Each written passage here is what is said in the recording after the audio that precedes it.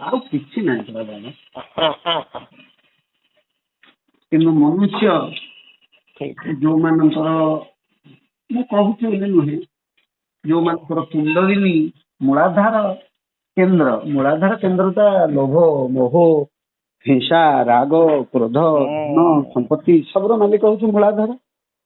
କାରଣ ମୂଳାଧାର ହଉଛି ଇନ୍ଦ୍ରଙ୍କର ବାହନ ଐରାବତ ହସ୍ତି, ଏବଂ ଇନ୍ଦ୍ର ତ ନାହାନ୍ତି, ଐରାବତ ହସ୍ତିଟା ସେଇଠି ଅଛି, ଏବଂ ଗଣେଶ ବକ୍ରତୁଣ୍ଡୀ ଅଛନ୍ତି।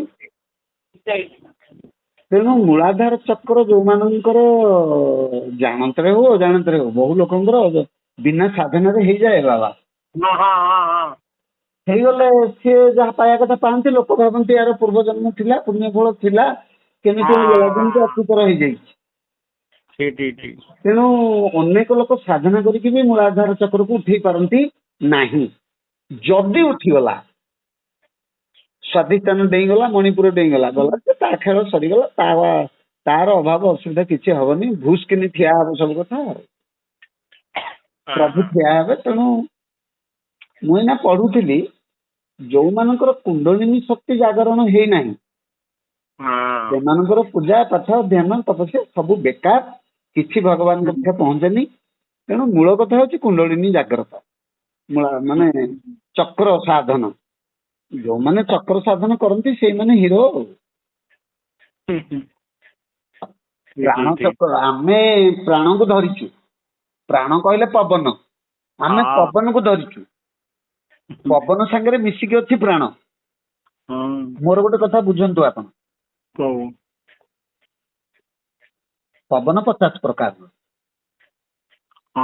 ସେଥିରୁ 10 ପ୍ରକାର ପବନ ଆମର 5 ପବନ, ତାକୁ ସହାୟକ ପବନ ଆଉ 5, ଯେମିତି ପାନ, ଅପାନ, ବ୍ୟାନ, ଉଦାନ, ସମାନ, ଇଏ ହେଲା 5। ତାକୁ ସହଯୋଗ କରନ୍ତି କୁର୍ମ, କର୍କର, ଧନଞ୍ଜୟ, ଦେବଦତ୍ତ, ଏମାନେ ନାଗ, ଏମାନେ ତାକୁ 5 ସହଯୋଗୀ ଭାବେ ଥାନ୍ତି। ସେଇ 5 ପବନର ଯୋଉ ପାନ, ଅପାନ, ବ୍ୟାନ, ଉଦାନ, ସମାନ, ବ୍ୟାନ, ଇଏ 5ରେ କର୍ମ, କର୍କର, ଧନଞ୍ଜୟ, ଦେବଦତ୍ତ, ନାଗ, ଇଏ କିଏ କାହା ସାଙ୍ଗରେ ଯୋଗ, ଏଇଟା ଆଗେ ଜାଣିବା ଦରକାର। ଧର ପାନ ସାଙ୍ଗରେ କିଏ ଯୋଗ ହେଇଛି, ନାଗ ନା କର୍କର ନା ଧନଞ୍ଜୟ ନା ଦେବଦତ୍ତ, କିଏ? ଏଇଟା ବୁଝିଲା ପରେ ୟାର କର୍ମକାଣ୍ଡ ଆପଣ ବୁଝିବେ। ପ୍ରାଣର କଣ କର୍ମ, ନାଗର କଣ କର୍ମ, ୟାକୁ ବୁଝିଲା ପରେ ଆପଣ ବାୟୁ ଚାଳନଟା ସାଧନାରେ ବୁଝିବେ। ବାୟୁଟା କିଏ, କୋଉ ବାୟୁ କୁଆଡେ ଗଲା, ପାଡଟା କେମିତି ବାହାରୁଛି, ଫେକୁଟା କେମିତି ହଉଛି, ଛାଇଟା କେମିତି ହଉଛି, ଛିଙ୍କଟା କେମିତି ହଉଛି, ବୁଝିପାରିଲେ କି? ଇଏ କଥାଟା ଯେତେବେଳେ ହେଇଯିବ, ମୁଁ କହିବାକୁ ଚାହୁଁଛି କଣ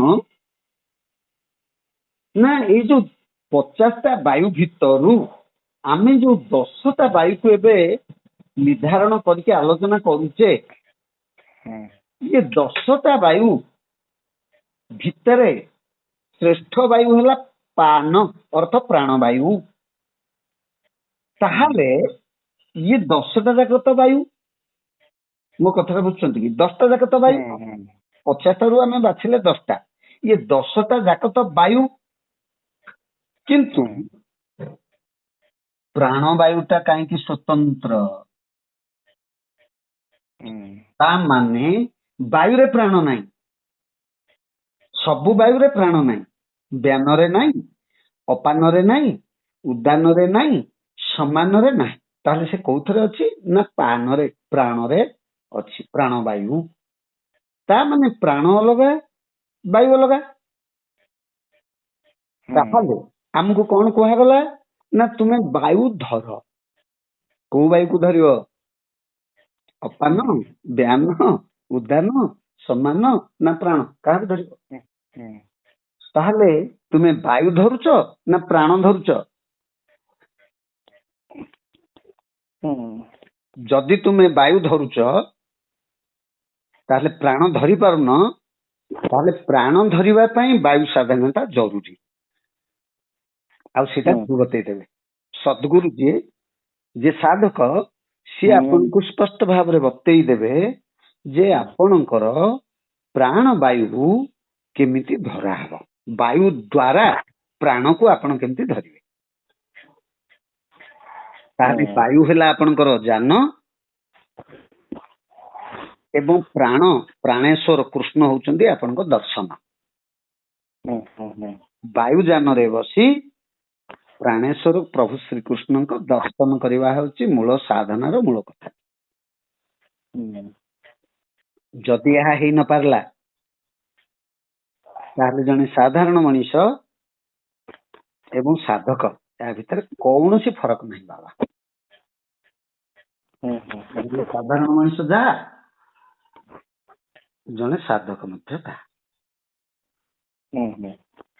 ଏବଂ ଯୋଉମାନେ ଏ 10 ବାୟୁର ଗତିବିଧିକୁ ନଜର କରନ୍ତି ଏବଂ ପ୍ରାଣକୁ ସୂକ୍ଷ୍ମରୁ ସୂକ୍ଷ୍ମତର କରିଦିଅନ୍ତି, ସେଇମାନେ ସାଧନାରେ ସିଦ୍ଧିପ୍ରାପ୍ତ ହୋଇଥାନ୍ତି। ସେଇମାନେ ତ୍ରିକାଳଦର୍ଶୀ। ସେମାନଙ୍କ ପାଟିରୁ ଗୋଟିଏ କଥା ବାହାରିବ, ତାହା ଘଟିବ।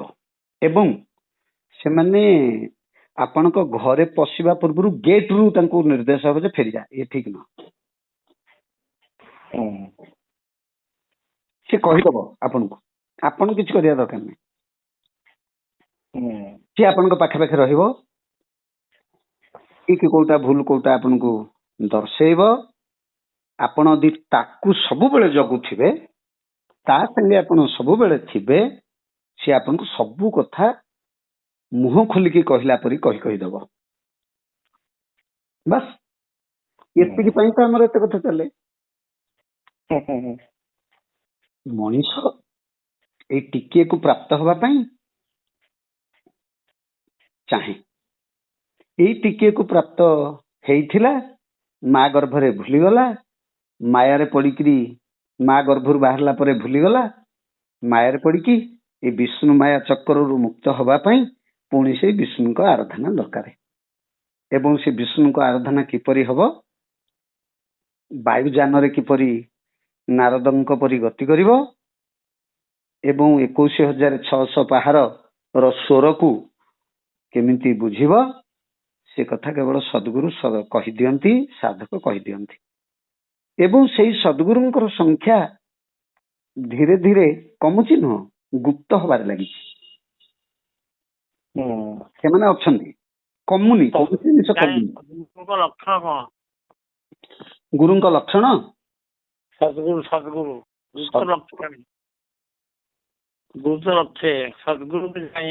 ମୁଁ ହଁ ସେଇ କଥା ତ କହୁଛି।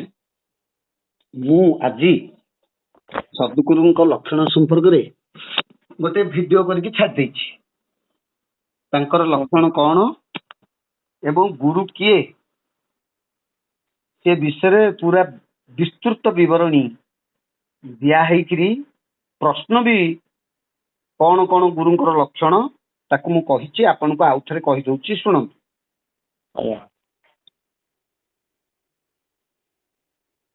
ଭାରତର ବହୁ ପୁରାତନ ଶାସ୍ତ୍ର, ଯାହା ନା ତନ୍ତ୍ର ବିଜ୍ଞାନ ଭୈରବୀ, ତାକୁ ମହାଦେବ ଦେବଦେବ ମହାଦେବ ପାର୍ବତୀଙ୍କୁ ଗୁପ୍ତ ଭାବରେ କହିଥିବା ଏକ ତନ୍ତ୍ର ଶାସ୍ତ୍ର।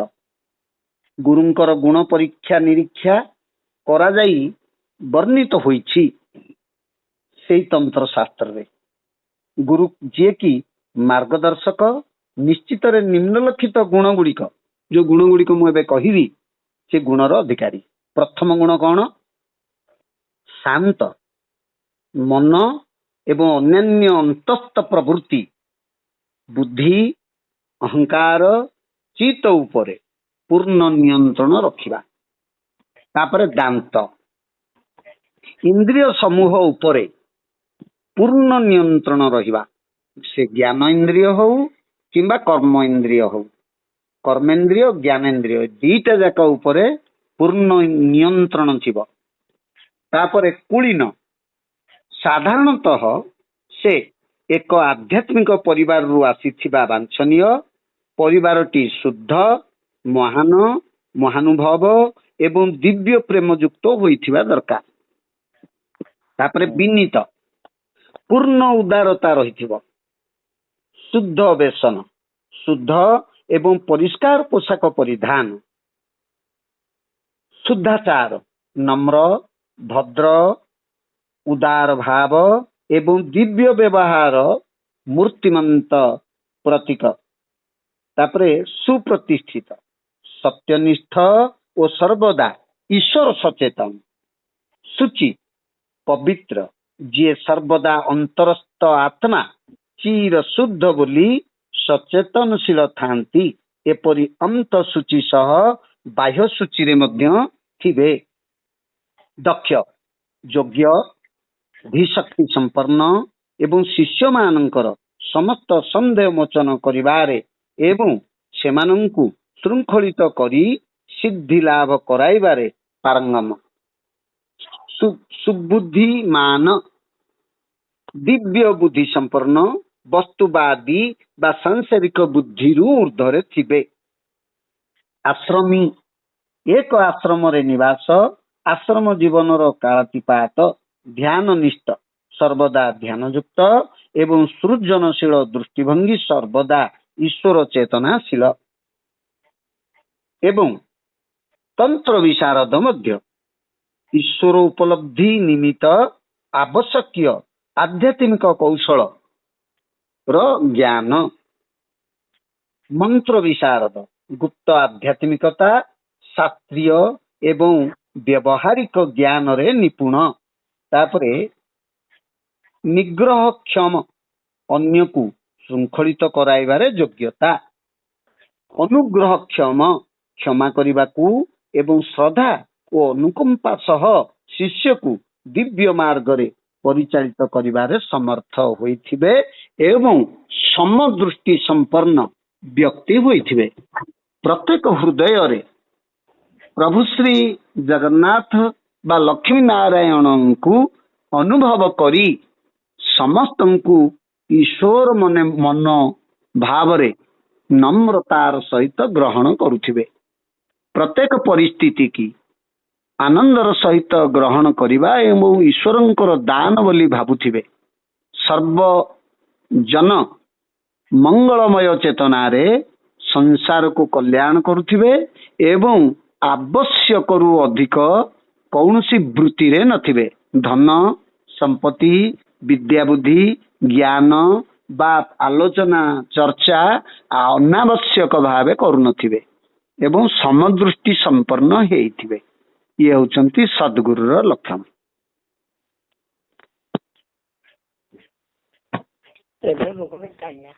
ଆଜ୍ଞା, ଲୋକ ଗୋଟେ ନାଁ ଦେଲେ ଯିବାରେ ମୁଣ୍ଡିଆ ମାରିଆ। ଆପଣଙ୍କୁ ମୁଁ ଗୋଟେ ସେମିତି ଲୋକର ନାଁ ନ ଦେଇକିରି ଗୋଟେ ରୂପ ଦେଇ ଦଉଛି, ସେ ଲୋକ ଟିକେ ଆପଣ ଯାଇ ପ୍ରଣାମ କରିବେ ହେଲା। ଯିବେ ତ? ତା ନାଁ କହିବିନି, ଆପଣ ତାକୁ ଯାଇକି ସିଧା ଦର୍ଶନ କରିବେ। ଗାଧୁଆ ପାଧୁଆ ସରିଛି, ତିଳକ ଚୈତନ୍ୟ ହେଇଯାଇଛି, ତିଳକ ସେବା ହେଇଯାଇଛି ତ? ଦର୍ପଣ ପାଖକୁ ଯିବି, ଯାଆନ୍ତୁ, ଦର୍ଶନ କରିବି। ଦର୍ପଣ ପାଖକୁ ଯାଆନ୍ତୁ, ସେପରି ଲୋକର ଦର୍ଶନ କରନ୍ତୁ। ତାପରେ ଆପଣ କହୁନାହାନ୍ତି କୋଉ ଲୋକ? ନାଇଁ, ମୁଁ ଆଉ କାହିଁକି କହିବି କହୁନାହାନ୍ତି। ସେମିତି ଲୋକ ନାହାନ୍ତି ଏକଥା ତ କହିହବନି। ସେମିତି ଲୋକ ବୁଦ୍ଧଙ୍କୁ ପଚାରିଥିଲେ, ତାଙ୍କର ବଡ ଭାଇ ଆନନ୍ଦ, ସେ ତାଙ୍କର ଶିଷ୍ୟତ୍ୱ, ବଡ ଭାଇ ମାନେ ତାଙ୍କ ବଡବାପା ପୁଅ ଭାଇ, ସେ ତାଙ୍କର ଶିଷ୍ୟତ୍ୱ ଗ୍ରହଣ କରିଥିଲେ ବୁଦ୍ଧଙ୍କ ଠାରୁ ଏବଂ ଗୋଟିଏ ସର୍ତ୍ତରେ ବୁଦ୍ଧଙ୍କୁ କହିଥିଲେ ଯେ ତୁମେ ଯୋଉଠି ଶୋଇବ ମୁଁ ସେଇଠି ଶୋଇବି, ତୁମେ ଯାହା ଖାଇବ ମୁଁ ତାହା ଖାଇବି, ତୁମେ ଯାହା କଥା ହବ ମୁଁ ସେଠି ଉପସ୍ଥିତ ରହି ଶୁଣିବି। ଏଥିରେ ବୁଦ୍ଧ ରାଜି ହେଇଥିଲେ ଏବଂ ସେ ତାଙ୍କର ଶିଷ୍ୟ ହେଇଥିଲେ।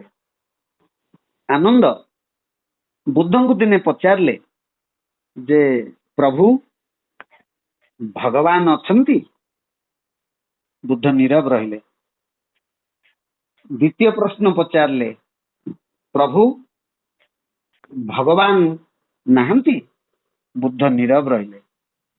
ତୃତୀୟ ପ୍ରଶ୍ନ ପଚାରିଲେ, ଆପଣ ଭଗବାନ ଅଛନ୍ତି? ଏ କଥାରେ ନିରୁତ୍ତର। ଆପଣ ଭଗବାନ ନାହାନ୍ତି, ଏ କଥାରେ ମଧ୍ୟ ନିରୁତ୍ତର। ତେବେ କଣ ଆପଣ ଭଗବାନ ଅଛନ୍ତି ବୋଲି ଜାଣନ୍ତି ନାହିଁ ଏବଂ ଭଗବାନ ନାହାନ୍ତି ବୋଲି ଜାଣନ୍ତି ନାହିଁ? ବୁଦ୍ଧ ତତ୍କ୍ଷଣାନ୍ତ ଉତ୍ତର ଦେଲେ, ଆନନ୍ଦ, ତୁମ ପ୍ରଶ୍ନ ସରିଲା? ନା ଆଜ୍ଞା, ଚାଲ ଯିବା। ଏଥିରୁ କଣ ବୁଝା ପଡିଲା? ନୀରବ ରହିବାକୁ ହବ, କାରଣ କିଏ ଅଛି କିଏ ନ ଅଛି ତାର ହିସାବ ଆମକୁ ପ୍ରଭୁ ଯଦି ଏ ଜନ୍ମରେ ପୂର୍ବ ଜନ୍ମର କର୍ମ ଫଳ ଥିବ, ଇଏ ଜନ୍ମରେ ସେହିପରି ସଂକଳ୍ପ ସିଦ୍ଧ କର୍ମ କରାଯାଉଥିବ, ତାହେଲେ ଆପଣଙ୍କ ପ୍ରଶ୍ନର ଉତ୍ତରରେ ସେପରି ଗୁରୁ ସାକ୍ଷାତ ହେବେ। ଯେଉଁମାନଙ୍କ ଭାଗ୍ୟରେ ପୂର୍ବ ଜନ୍ମ ସାଧନ ନାହିଁ ବା ଗୁରୁକଳ୍ପ ଗୁରୁପାଦୁକା ଦର୍ଶନ ସଦ୍ଗୁରୁଙ୍କୁ ଦର୍ଶନ କରିବାର କର୍ମ ନାହିଁ, ସେମାନେ ପାଇବେ ନାହିଁ। ତେଣୁ ଏ ପ୍ରଶ୍ନର ଉତ୍ତର କିଛି ଆବଶ୍ୟକ ନାହିଁ। ଏଇଟା ନିର୍ଭର କରୁଛି ଭାଗ୍ୟ ଉପରେ, କର୍ମ ଉପରେ। ପୂର୍ବ ଜନ୍ମର କର୍ମ ଫଳ, ପୂର୍ବ ଅର୍ଜିତ କର୍ମ ଫଳେ ଯାଚି ମୁଁ ଦେଉଥାଏ ବଳେ। ସେ ତ କହୁଛନ୍ତି ଯଦି ପୂର୍ବ ଅର୍ଜିତ କର୍ମ ଫଳ ଥିବ ତୁ ମାଗିବୁ କାହିଁକି? ମୁଁ ତ ଯାଚିକି ଦେଇ ଆସିବି ତତେ, ତୋ ସମ୍ପତ୍ତି ମୋ ପାଖରେ ଅଛି ନେ ବୋଲି କହିକି। ତେଣୁ ଆମେ ଆଜି ଯୋଉ ସମ୍ପର୍କରେ ଆଲୋଚନା କରୁଛେ, ଯଦି ସେ ସମ୍ପର୍କରେ ଆମେ କର୍ମ କରିବା, ଆଜି ନହେଲେ କାଲି, ନହେଲେ ଆର ଜନ୍ମ ଆମକୁ ନିଶ୍ଚୟ ପ୍ରାପ୍ତ ହବ। ଏବଂ ଯଦି ଆମର କର୍ମ ଥିବ, ଆମେ ସଦ୍ଗୁଣ ସମ୍ପନ୍ନ ନିଷ୍କାମୀ ଯୋଗୀ ସାଧକ ହେଇଥିବୁ, ଏ ଜନ୍ମରେ ବି ସଦ୍ଗୁରୁ ଆମକୁ ପ୍ରାପ୍ତ ହେବେ। ସିଏ ମାଛ ଧରୁଥାଇ ପାରନ୍ତି, ହାଣ୍ଡି ମାଠିଆ ଗଢୁଥାଇ ପାରନ୍ତି, କମାର ଶାଳରେ ଲୁହା ପଜଉଥାଇ ପାରନ୍ତି, କିମ୍ବା ମୁଚି ରୂପରେ ଜୋତା ସିଲେଇ କରୁଥାଇ ପାରନ୍ତି, ଆମକୁ ପ୍ରାପ୍ତ ହେବେ ଏବଂ ଆମେ ତାଙ୍କୁ ଚିହ୍ନି ପାରିବୁ। ଆମେ ତାଙ୍କୁ ତ ମୁଚି ଭାବରେ, କମାର ଭାବରେ, କୁମ୍ଭାର ଭାବରେ ଦର୍ଶନ କରିବୁନି। ଆମେ ତାଙ୍କୁ ଗୁରୁ, ପରମାତ୍ମା, ପରମ ବ୍ରହ୍ମ, ତୁମେ ବ୍ରହ୍ମା, ତୁମେ ବିଷ୍ଣୁ, ତୁମେ ମହେଶ୍ୱର, ତୁମେ ତ୍ରିଗୁଣର ଊର୍ଦ୍ଧ୍ୱରେ ଏବଂ ତ୍ରିଗୁଣ ଧାରୀ, ତୁମେ ସ୍ଥୂଳରେ, ତୁମେ ସୂକ୍ଷ୍ମରେ, ଏଇ ଧାରାରେ ଆମେ ତାଙ୍କୁ ଗ୍ରହଣ କରିବୁ। ତେଣୁ ଆମ ଦୃଷ୍ଟିରେ ଜଣେ ସଦ୍ଗୁରୁ କିପରି ଏବଂ ଆଉ ଜଣେ ବ୍ୟକ୍ତିଙ୍କ ଦୃଷ୍ଟିରେ ସଦ୍ଗୁରୁ କିପରି, ସେଇ କଥାଟାକୁ କମ୍ପ୍ୟାରିଜିନ କରାଯାଇ ପାରିବ ନାହିଁ। ଦୃଷ୍ଟି ଭଙ୍ଗୀ ଭିନ୍ନ ଭିନ୍ନ, କାରଣ କର୍ମ ଏବଂ ଧାତୁ ଅନୁସାରେ, ତତ୍ଵ ଅନୁସାରେ ଦୃଷ୍ଟିଭଙ୍ଗୀ ଭିନ୍ନ ହବ। ମୁଁ ଆକାଶକୁ ଯାହା ଦେଖିବି, ଅନ୍ୟ ଜଣେ ଆକାଶକୁ ତାହା ଦେଖିବ ନାହିଁ। ବୁଝିଲେ ବାବା? କଣ କଥା ହବା? ସକାଳୁ ତ ଯାହା ହଉ ସତ୍ସଙ୍ଗ ଟିକେ ହେଲା, ଆଉ କଣ।